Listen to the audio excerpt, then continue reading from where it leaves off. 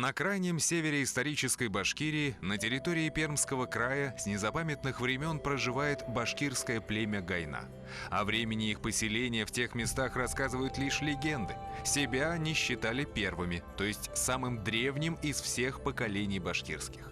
Это были отважные воины, отличные рудознатцы и предприимчивые промышленники. Кем были эти люди и какой след оставили в истории Башкортостана и России?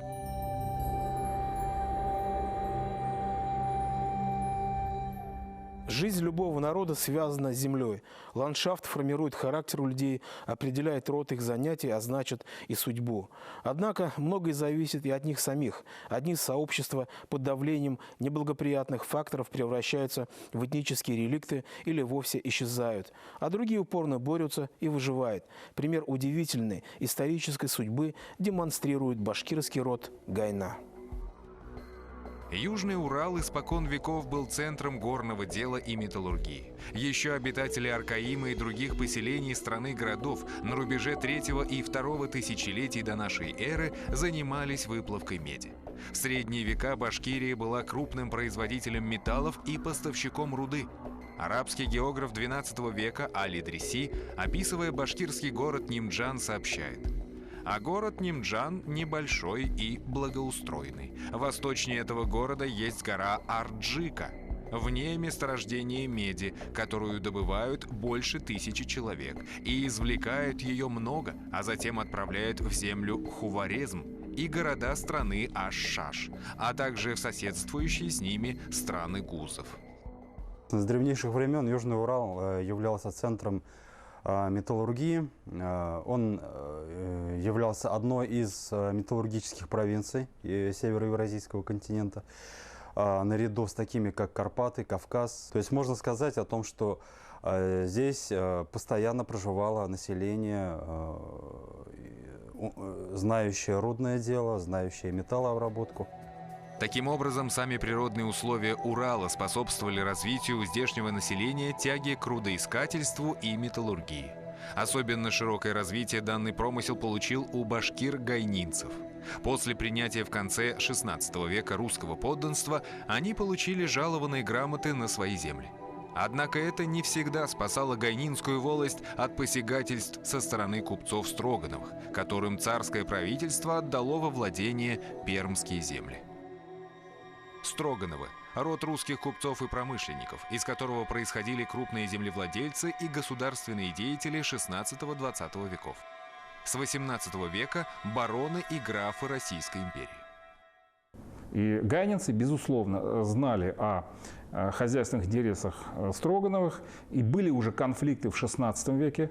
Не случайно первые оберегательные грамоты гайнинцы потребовали у российского правительства уже в 1580 году. Сохранился документ в составе спорных дел генерального межевания, где гайнинцам специально были отведены вотчинные угодья по некоторым пермским рекам. В 1632 году царь Михаил Федорович дает башкиру гайнинской волости Шигиру Култаеву оберегательную грамоту, в которой дает повеление уфимским воеводам. И вы бы уфимского уезда башкирцев Шигырка Култаева с товарищи от Строгановых приказчиков и от крестьян велели беречи, а чтобы они в их башкирские вотчины насильством не ходили. На Урале наблюдалось странное явление. Царь и его правительство, как правило, выступали в качестве защитников башкирского народа, по крайней мере официально. Нарушали вотчинные права не государственные власти, а частные лица – промышленники, купцы, крестьяне. Строгановы вели собственную политику, ведь и сибирскую экспедицию Ермака они снарядили самовольно, вопреки царским указам. Богатство Урала и Сибири привлекало авантюристов всех мастей не хуже золота Эльдорадо. Именно гайнинцы были первыми, кто подвергся, их территория подвергся колониальному освоению со стороны русских промышленников. То есть, и надо отметить, что пермская земля в этом отношении, она, естественно, была более благоприятна. Потому что, я повторяю, здесь находились не поместные владения, не поместная колонизация, а именно промышленная колонизация с самого начала. И Поэтому, в общем-то, здесь столкновение интересов между коренным населением и пришлым русским промышленным населением было неизбежно.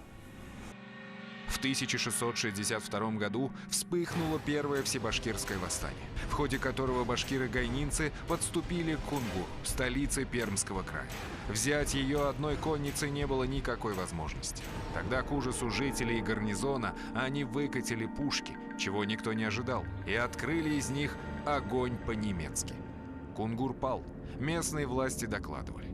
Кунгур весь повоевали и ратных людей посекли, а повоевав, Кунгур ставит себя строг, а стреляют против немецкого чиненными ядрами. В начале XVIII века Россия вступила на путь ускоренной модернизации. Была создана новая армия, а армии требовался металл для производства вооружений. На Среднем и Южном Урале начинают строиться горные заводы и крепости, что вызывает новое недовольство у коренного населения, которое выливается в новую череду восстаний. В ходе восстания 1735-1740 годов башкиры-гайнинцы вновь разоряют Прикамье, жгут заводы, осаждают крепость Оса, разбивают правительственные войска, за что императрица Анна Иоанновна отчитывает своего генерала Александра Румянцева. Воры башкирцы Ганинской волости, вотчину баронов Строгановых, село Покровское, Крылово тоже выжгли и скот покололи. И посланную из Оренбурга в 1500 человек в той же Гайнинской волости в деревне Куземьяровой разбили, а вы, будучи там с корпусом около 15 тысяч человек, надлежащей предосторожности не учинили и до разорения допустили.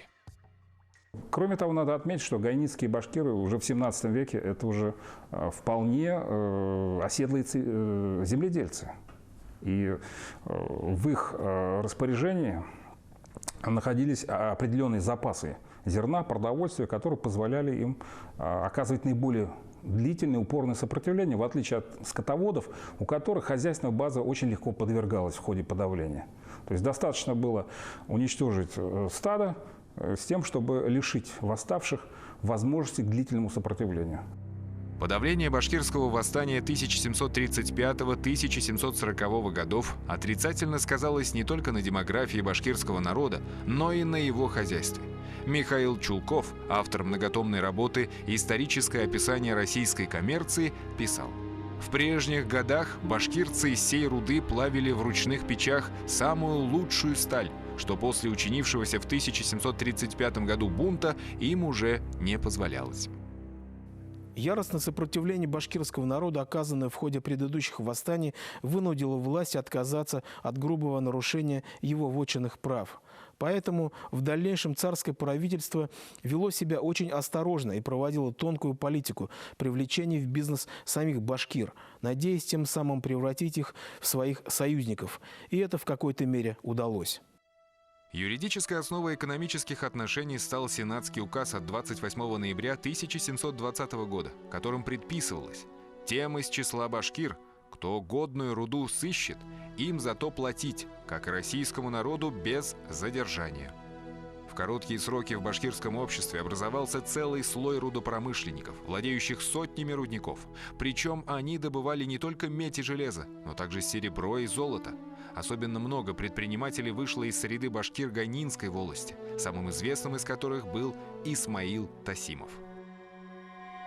Исмаил Тасимов, башкир Гайнинской волости из аула Куян, ныне село Кояново Пермского края, рудопромышленник и основоположник горного дела России. Наркис Чупин в своем географическом статистическом словаре Пермской губернии пишет: в первой и второй половине прошлого столетия некоторые из жителей деревни Кояновой деятельно занимались отыскиванием медных руд и имели собственные рудники, с которых поставляли руды на пермские заводы. В особенности известен был богатый и умный рудопромышленник Смаил или Измаил Тасимов. Следует отметить, что Тасимов вообще был вторым уже в династии рудознатцев, которые этим занимались профессионально. Его отец Тасим, он, кстати говоря, открыл первое месторождение вот около деревни Куянова в 10 верстах еще в 20-е годы 18 века.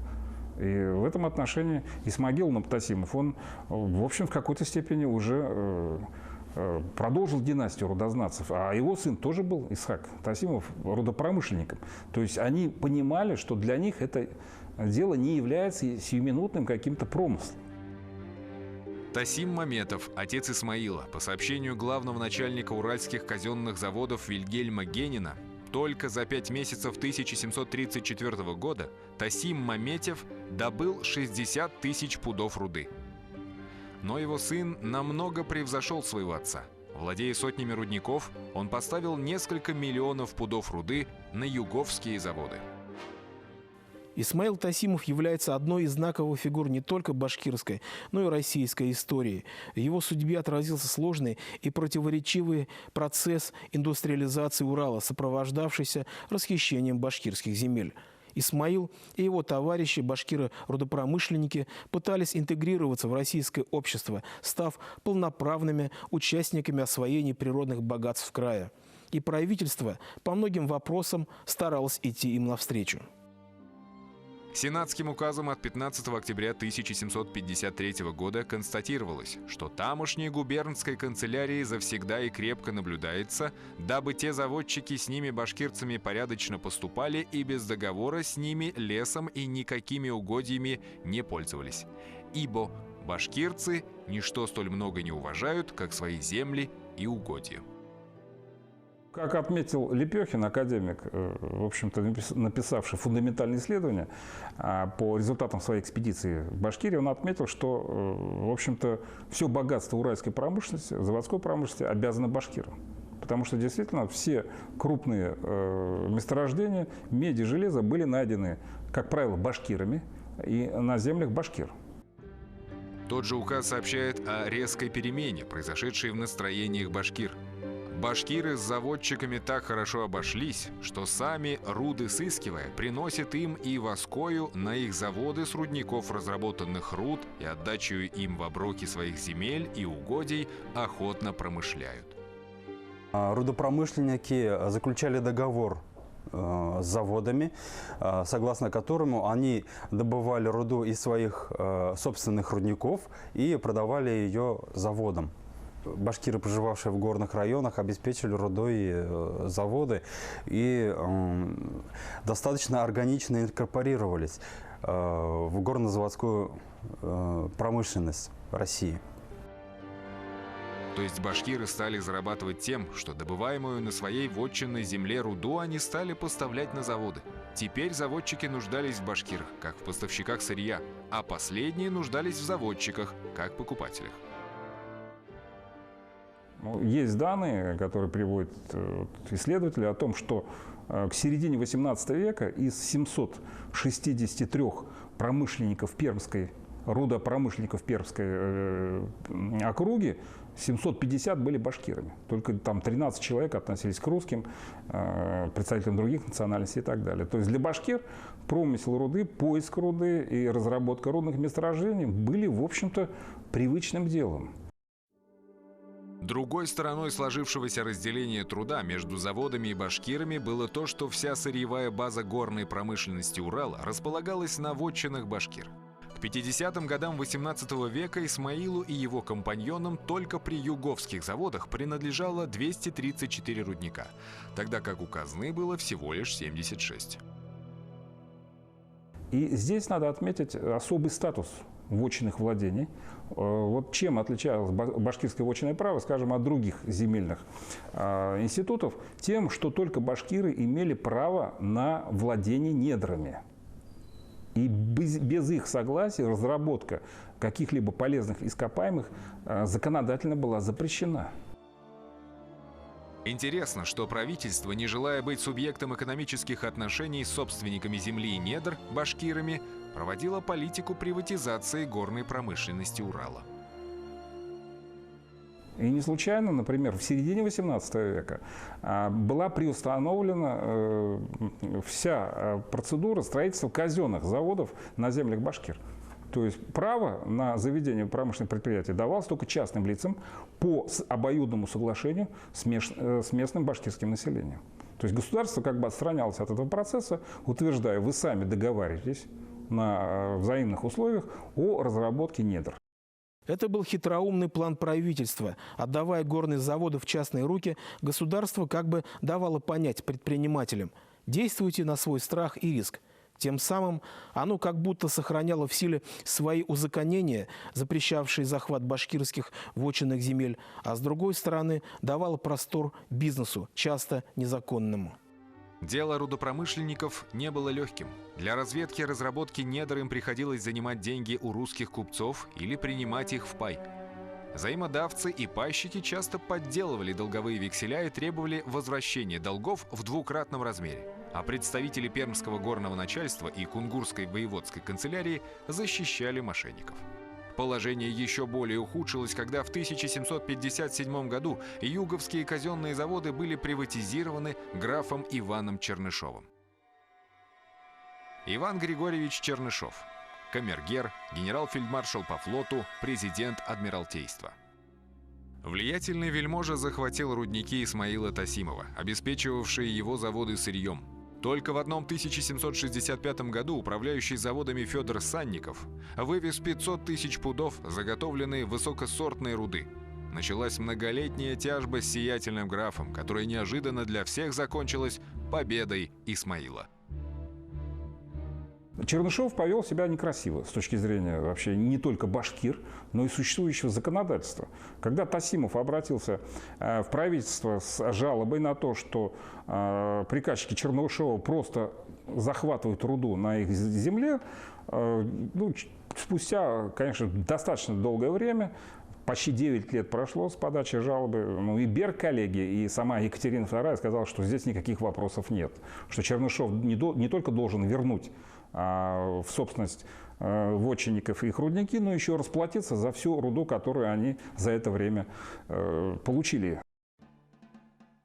Дело рассматривалось в Сенате, после чего увидел свет собственноручный указ самой Екатерины II.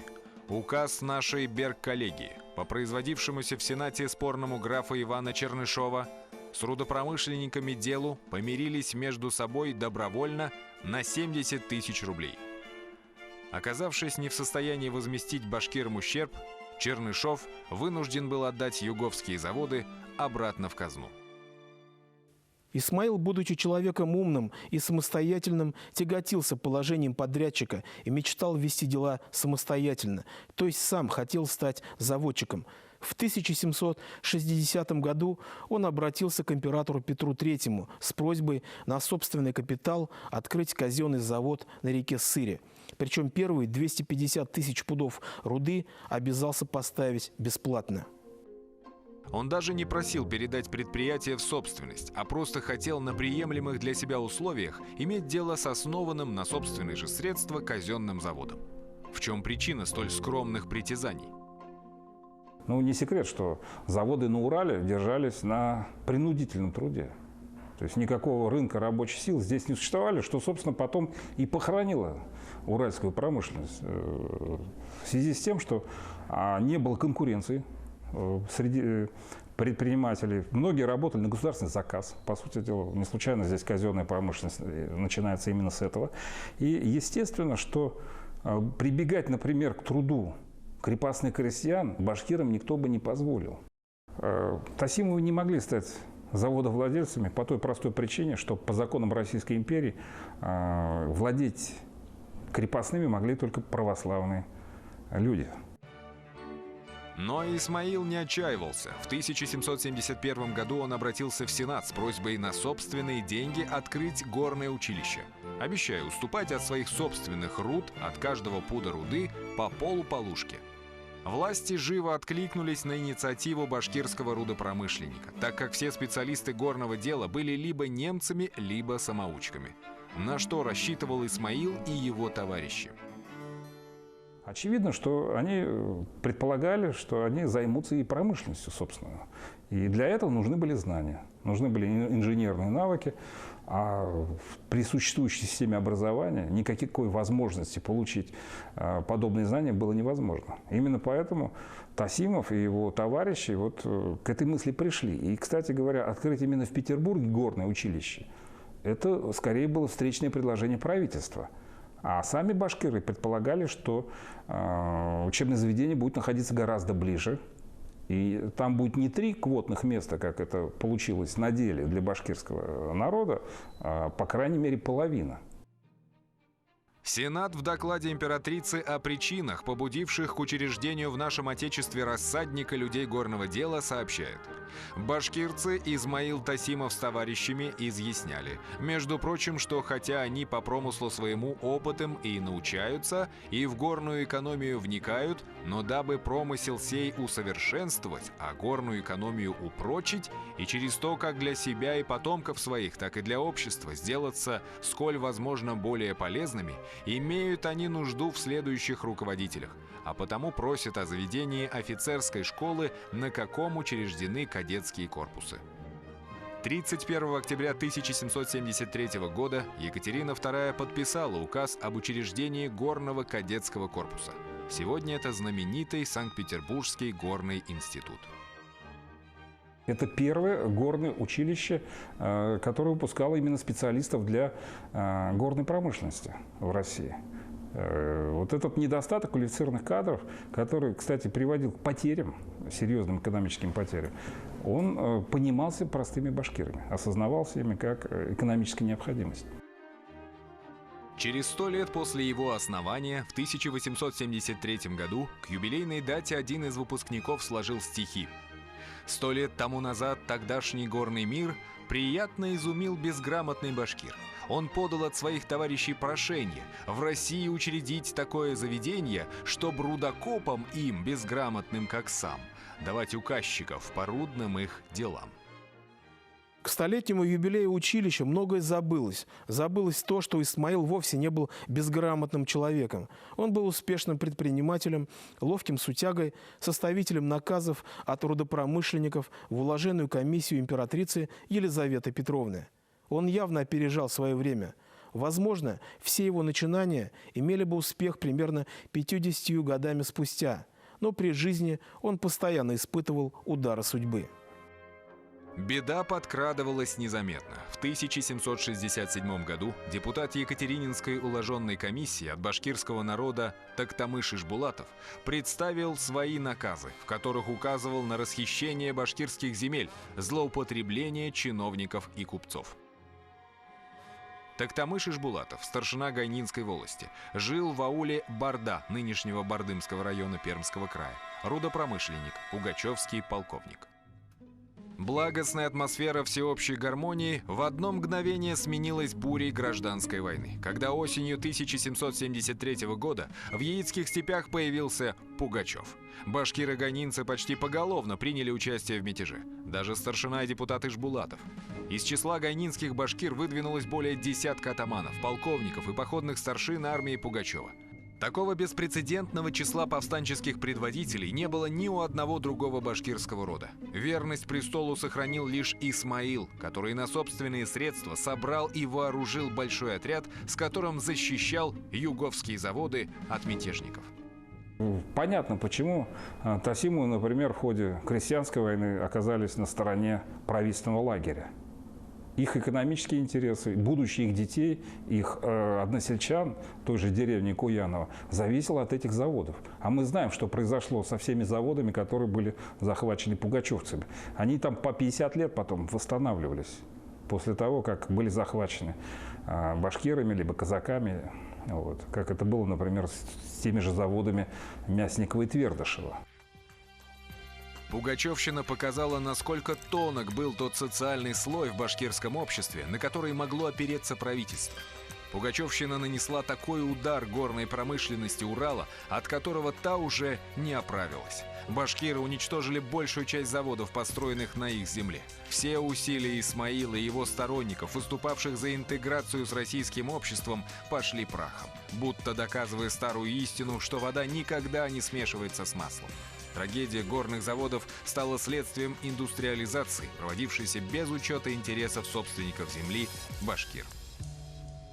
На этом фоне еще более отчетливо видно, насколько Исмаил опережал свое время. Всей своей деятельностью он пытался сломать сословные и религиозные ограничения, не дававшие России шагнуть из феодализма в следующую историческую фазу. Беда только в том, что тогдашнее российское общество не было готово принять его новации. В истории ганинских башкир, как в зеркале, отразились все острые моменты во взаимоотношениях между властью и Башкирией, которые актуальны и сегодня.